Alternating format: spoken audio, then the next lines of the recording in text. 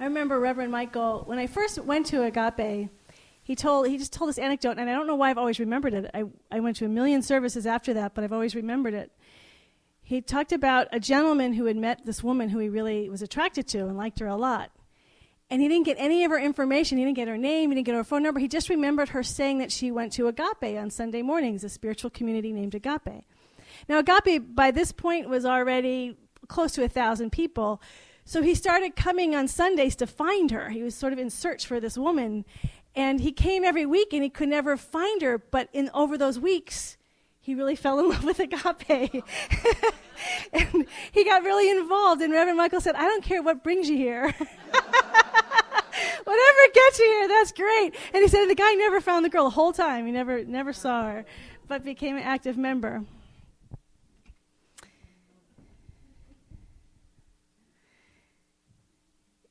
Ernest Holmes said that the divine spirit cannot give us any more than it already has, because it's already given us everything. Everything has already been given.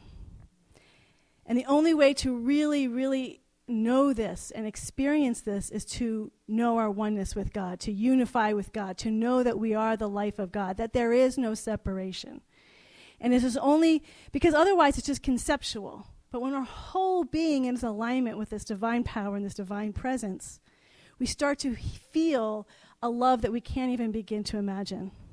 I love that reading this morning, we are not bound by mistake. I think there's so many people who feel that we learn about karma and cause and effect, that if you, as you sow, so shall you reap, is a common idea.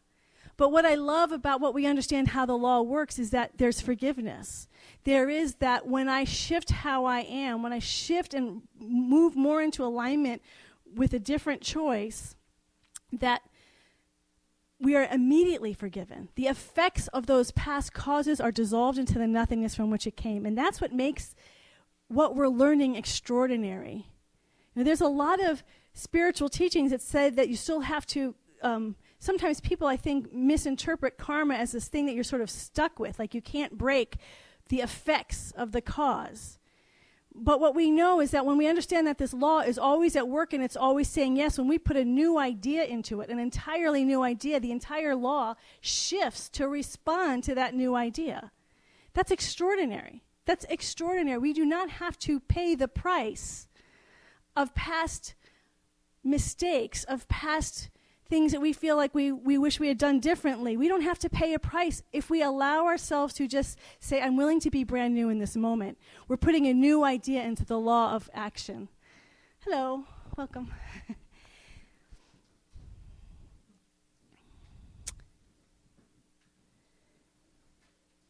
And when we think of how vast and extraordinary the divine is, for some of you, you may have had these mystical experiences.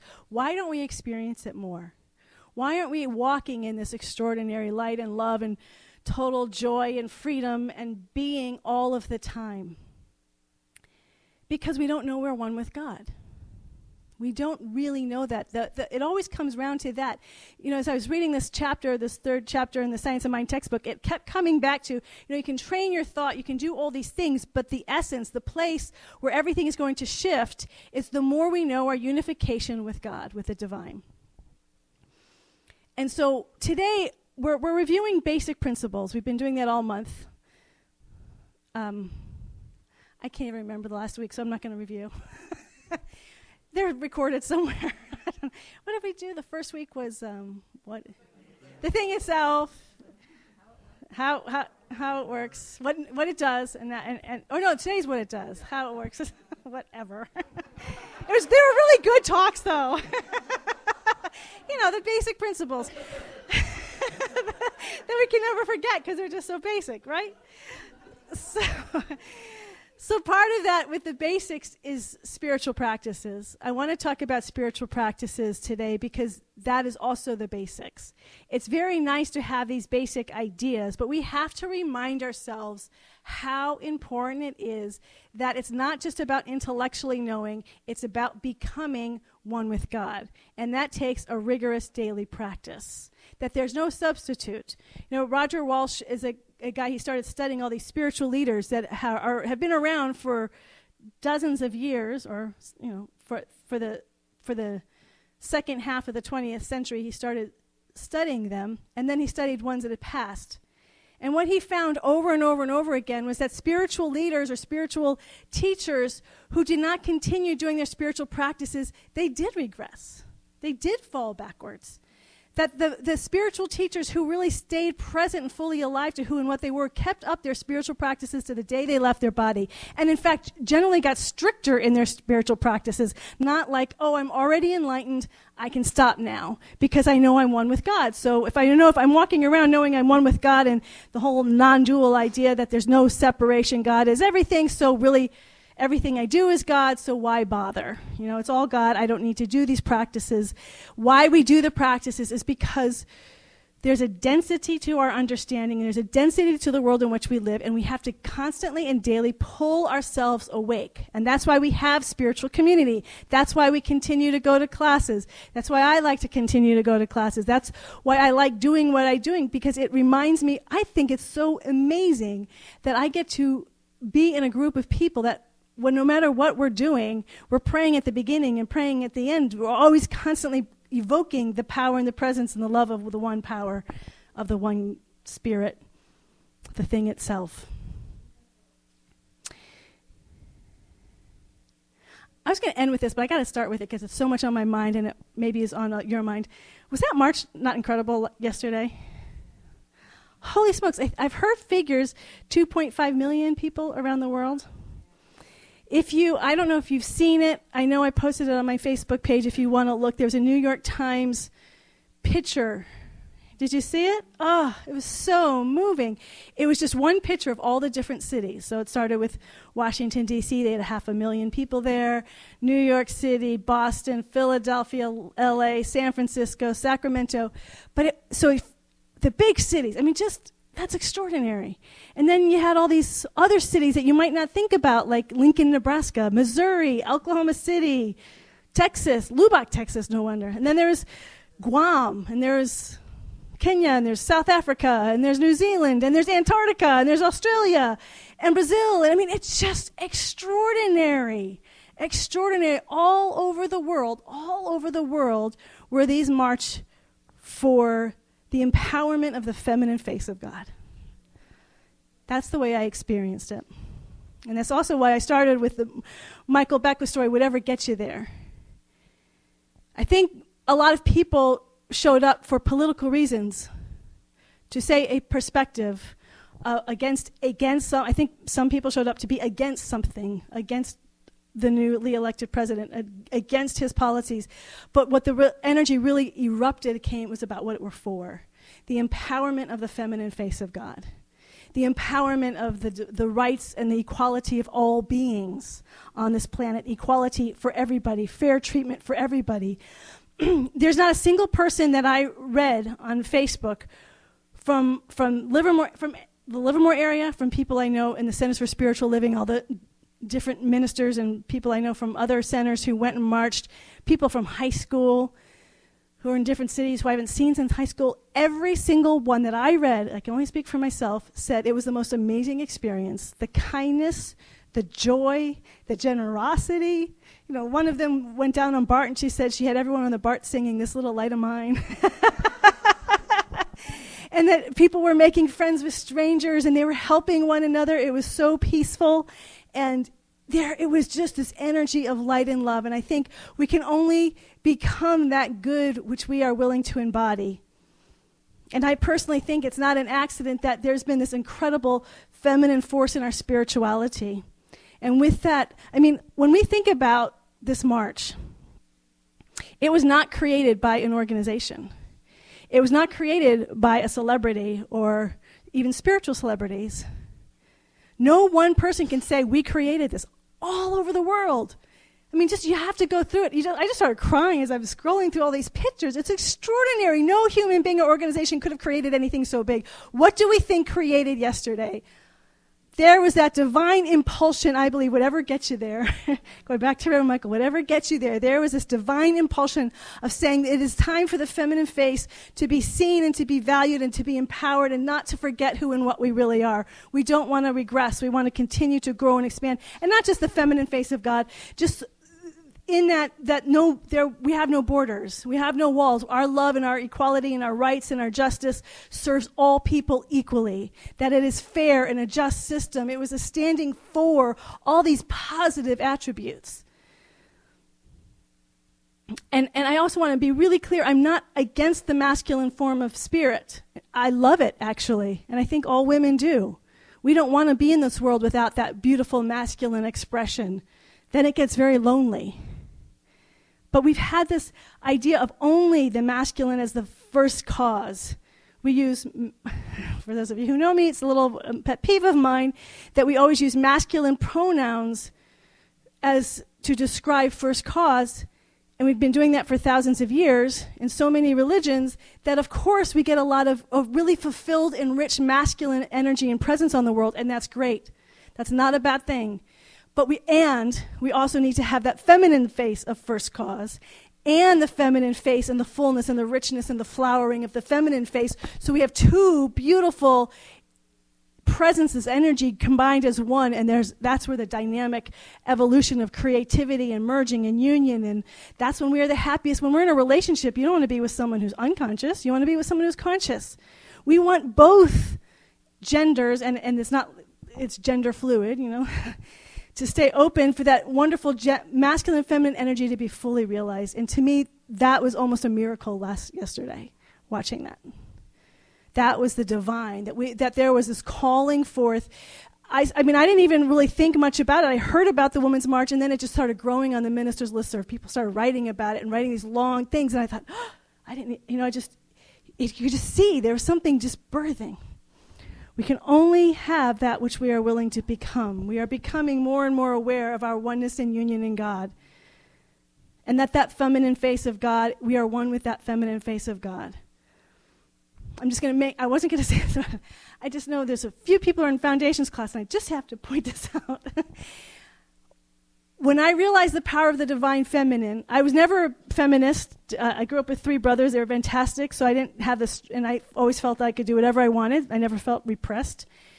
But it was when I was in just after foundations class, and I learned about their science of mind chart, and that the divine feminine, masculine were in that first cause up there, Mother, Father, God. It was right after foundations class. I'm in a old Catholic missionary, and there's a mission church, and there's this huge statue of Mother Mary.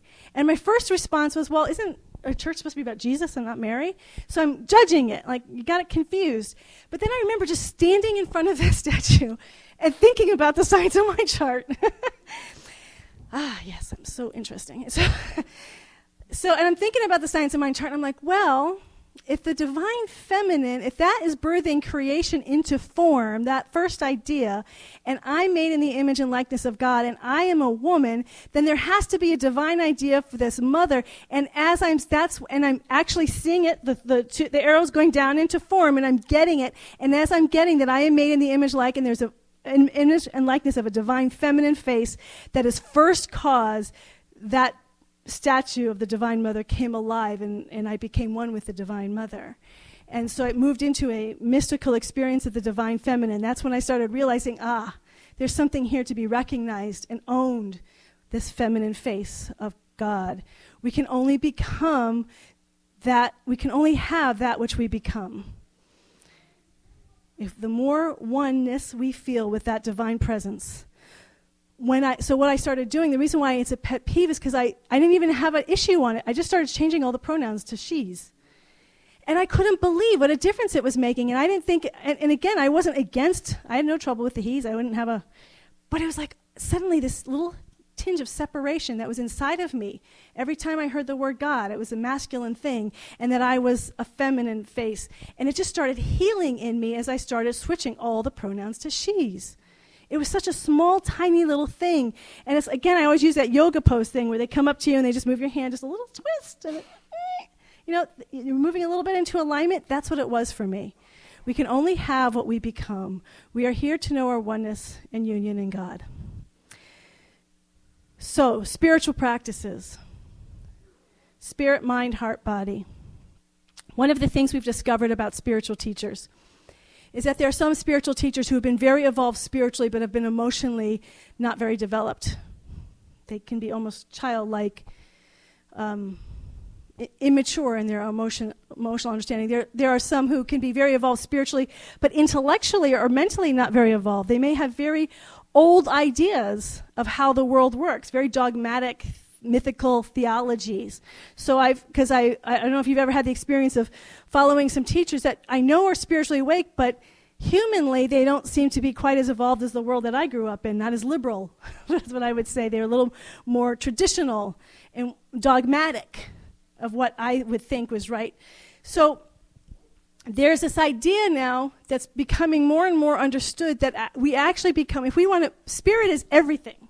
Spirit isn't just spirit. That we're here on this planet, and there's this whole, the idea of the integral philosophy is that everything is God. It actually starts with, well, I can't say it starts with, but I remember hearing about, it was in the chapter, I don't know, one of the Ernest Holmes things I read this week. I think it was in that chapter. Could have been in Living the Science of Mind. Not sure, but Plotinus. It was in Plato's. So Plotinus was his favorite philosopher, also Ken Wilber's favorite philosopher. He was right after Plato, and he really brought home this idea of non-duality, that everything is God, that it's not just in spirit and form is all an illusion. Form itself is God. This wall, I mean, these floors, I'm very confused. This floor, though, everything that we're in is spirit, that we are actually surrounded and folded in spirit, that there's nothing solid here, that there's this incredible living energy. And what we are here to recognize is that on all four levels of our being, spirit, mind, heart, body is spirit. And therefore, if we want to be fully and awake, alive beings in oneness, we can only have what we embody. We actually need to be doing spiritual practices that touch in on all four levels on a daily basis. So if you have only 40 minutes a day, what they're finding is that it's more integrative if you spent 10 minutes meditating, 10 minutes journaling, 10 minutes reading a book, and 10 minutes doing a walk. You've now just tapped in, or lifting weights. You've now tapped into all four dimensions of yourself consciously every single day, and that actually activates this oneness principle more than if you just did 40 minutes of meditation. Now, what you will find, I just want to talk a little bit about these spiritual practices, is I think we all have predispositions to certain spiritual practices.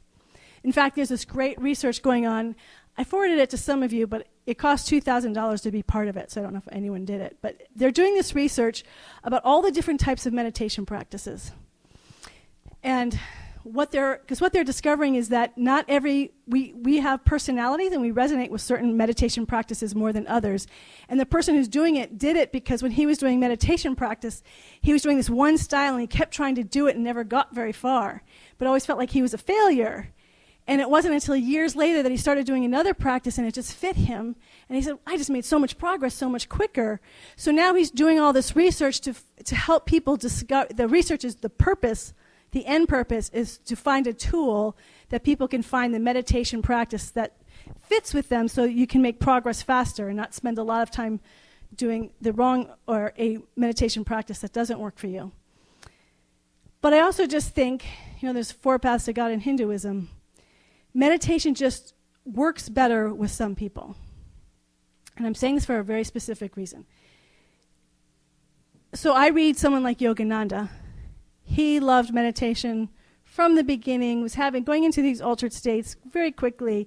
He found his teacher, who he knew was his teacher, and was going into these blissful states. For him, his main teaching when he came to America was to teach Americans how to meditate.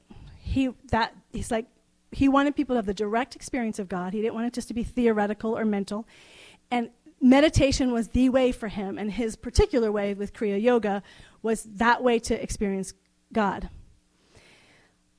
Now, I'm someone who because he was my really, I did TM before that, but he was really my first meditation teacher. I got very disciplined because he's very disciplined in his form. And I've stayed disciplined, and I've tried other practices. I've done Zen, Vipassana meditation, mantra meditation, all the different, there's so many different styles. I never miss. I always do my meditation because I don't think there's any substitute. But I don't think I'm a natural meditator. I always tell people, well, there's nobody who's a natural meditator, but I actually think there's some people who they just start meditating and they're there. They get someplace quickly. I've never been that type of person. I meditate because it gives me a peace, but I don't go into these blissful states every single time I sit down. It's not a natural, it's a discipline for me. And it's a discipline that I do because I've gone long enough without it when I would stop doing it, thinking it really wasn't making any difference, and I'd realize over time it was making a difference. I love Shunryu Suzuki says, when you first start doing it, you realize how much power it has, and then over time you don't realize, you think that it has no power. And so you don't feel like you're doing anything, but just stop. And within a few days, you'll start realizing how powerful meditation is, even if it doesn't come naturally. And I say this, okay, so then there's the mind. We're reading books, and if you're not in reading books that speak to you, and that's really important, is finding the books that resonate with you and then not continuing. If a book's not resonating with you, put it down, because there are so many books. If we raised our hand right now, everyone would have a whole list of different books. We can be inundated with great ideas, but find the books for you. We have to become the authority in our spiritual practice. So meditation, become the authority on your meditation practice. Have different teachers, find the one that works for you and stick with it, but you get to be the authority. This is all about being the chief executive officer of your own spiritual journey, your CEO of your own spiritual life. Books are very important. I loved Eckhart Tolle's Power of Now. I thought it was fantastic. Had such a big impact on me. And when New Earth came out, everybody loved it. I couldn't wait to read it. It just didn't do anything for me, so I stopped reading it. Mike, I did read the whole thing of Untethered Soul. I know people loved it. Didn't do anything for me. It's not that what he was saying was wrong. It was great. It just didn't resonate with me. There are so many spiritual books. Find the books that speak to you, and don't keep reading it just because your best friend says it's the best book ever to change their life. That's great. That's their life. That's their journey. You have to find your journey. You are the authority on your own life. So you should be reading every day, and you should be reading something that actually is having an impact on you, that you actually feel differently when you put that book down than when you opened it up. Okay, we got that? So meditation, reading, journaling. Journaling is the reason why I talked about the meditation, because I am a natural journaler. Always have journaled. Probably, I started in 8th grade, but really became consistent in 11th grade and have been a consistent journaler ever since. Because it's been a natural part of me, I've been reluctant to really inspire other people to be journalers, because the feedback I mostly get is, yeah, I'm not a journaler, or I can't do it, or I can't stick with it. And I've never really pushed it. I'm like, well, I guess that's just my thing. If you don't want to do journaling, that's fine. But now I feel much different about that. I feel much more strict about that. I think it's true. There are people who are not journalists, just like there are people who are not meditators. But I think it's just as important as meditating. The thing that journaling gives you, I think it's the same thing that you do when you're with a therapist, a practitioner, a spiritual guide. But unless you're speaking to those spiritual therapists and guides every single day, you only get to see them once in a while, and you have to pay for it.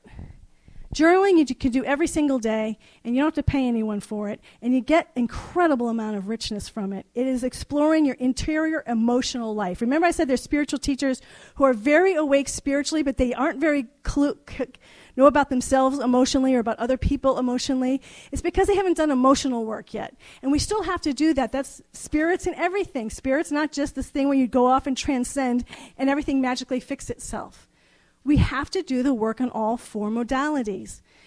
And journaling is a modality of the heart. When I journal, I don't journal ideas unless I'm feeling triggered or passionate. If I've just read something that I feel really charged about, then I'll journal about it. But the purpose of my journaling is to know what's going on in my emotional life, to be honest about it, to be as naked as possible before Spirit. I always recognize that there's only one power and one presence, and I am one with it, and I am writing as the finite part of me. I am writing as that part of me that feels weak or less than or better than. I also write when I feel pride, when I feel like I'm better. I own up to it in my journaling. All those human emotions, that gauge of feeling less than or better than, or which you notice is always comparison about how I feel about myself, about what I'm doing, about how other people feel what I'm doing. And I always am giving it over to Spirit as I'm writing. There's very little about myself that I don't know because I'm with myself every single day.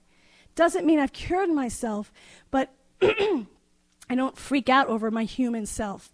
And as we get to know our own human self, guess what? We get to know other people's human self, and we don't freak out about other people's humanity and the way their stuff shows up because we're very free. There becomes a freedom. And I honestly believe that there is no substitute for journaling. I agree that there's some people who are not journalers and there's some people that are, but it's like meditation. There's no substitute for meditation. There's no substitute for getting to know yourself. Know thyself. And all you're getting, get understanding. It brings a wisdom that nothing else can bring. Even if you're writing about what you read about, then you get to know your own thoughts about not what somebody else thinks about what you're reading about, what you think about. It's a way to become your best friend. We talk about being your best friend. How are you going to be your best friend if you're not spending every day with yourself? Every single day with yourself, with your thoughts and with your feelings. That's how we become best friends with ourselves, with our human selves. And then physically, doing some physical activity. They actually I haven't done it since I broke my foot, but weightlifting is supposed to be superb for your muscles. But whatever it is, walking, running, yoga, I know a lot of people do yoga, qigong, whatever that is, doing something physical on a regular basis, every single day. So you're in our body, spirit, we are every day in our body. We're not just hanging out in our room away from the world, but we're in our body, fully present and activated. What made yesterday so powerful were people were in their bodies. That was a big, huge discussion on the minister's listserv. Well, do we need to actually march? Can't we just know this in consciousness? Can't we just pray about it? Actually, to be honest, it wasn't, can't we? It's like, we shouldn't march, we should just know this in consciousness. And then came the whole form, but no, consciousness is about how we show up in form. And we are here to show up in form. We are here to treat and move our feet. We are here to show up physically in this world. That's the integral way, to know that God is everything, spiritually, mentally, emotionally, physically. And then we start bringing it into other areas. But I don't know if that's not really a daily practice, but I tithe, which is giving 10% of my money. That's a spiritual practice with finances. To do spiritual practices, the way Integral teaches it, and the reason why I value what Integral came, as I've mentioned before, is it came to me 10 years earlier, just to me personally. I was told to do these 4 practices, and then 10 years later, I read it in the Integral world, that these are the 4 basic modalities. Then you can bring spirit into all these other areas of your life, in every area of your life. But the idea is to know that spirit is every area of our life. And the spiritual practices, these 4 modalities, is to anchor it every single day, so no matter what else is happening in our world, whether it's raining day after day, I gotta tell you, that really got to me.